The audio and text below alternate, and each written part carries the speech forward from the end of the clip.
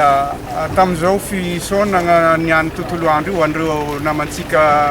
rendrika an-dranomasina tagny amin'ny faritra Atsinana igny dia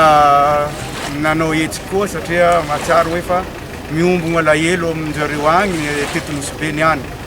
ka nagnano ty hetsiky ty zany zahay Tetilosbe ny tompon'andraikitra ara-panjakagna Lomboafidy sy ireo lehibe sampandrara-panjakagna sy ireo fikambanana ato amin'ny port ato mba nagnatanteraka hetsiky fiombonana lahelo zay ary mampamitrahagna koa ny fomba maha-malagasy ary koa fomba amin'ny lafiny famoivoizagna an-dranomasina raha misy voina miseho karaha regny dia nagnano fomba tato zay dia nametraka regny fehezam-boninkazo regny fagnomezam-boninahitra ireo maty an-dranomasina sy ary koa fangatahagna ny ho tsara fogna eky manomboka zao amin'ny asa sy famoivoizagna an-dranomasina eto amintsika. Tsy ambakan'izay ny Etonosbe amin'ny mahanosy azy satria lalagna andro manaligny zany io ranomasina io dia angatahagna zay fomba zay agnanaovagna zay hetsiky niany sy nasila zay amintsika.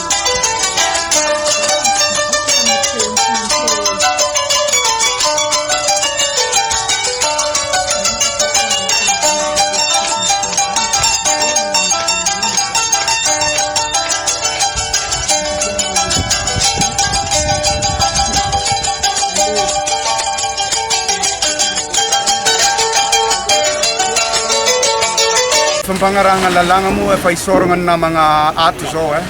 eo ny sampandraram-panjakagna eo koa reo rafitra efa misy ato amin'ireo mpiasa sy mpikirakira jiaby mpiantsehatra jiaby an-dranomasina ato anivon'ny port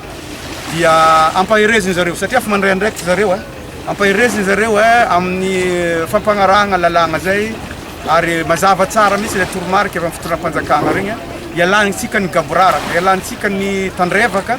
mba hitsinjovagna ny aigny ny mpiarabelogno aveo koa ampiroborobo ny velon-tegnantsika satria raha sagnatriavy misy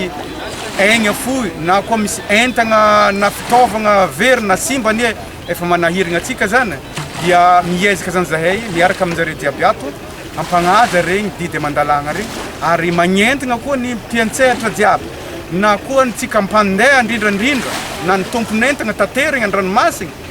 hagnaraka ary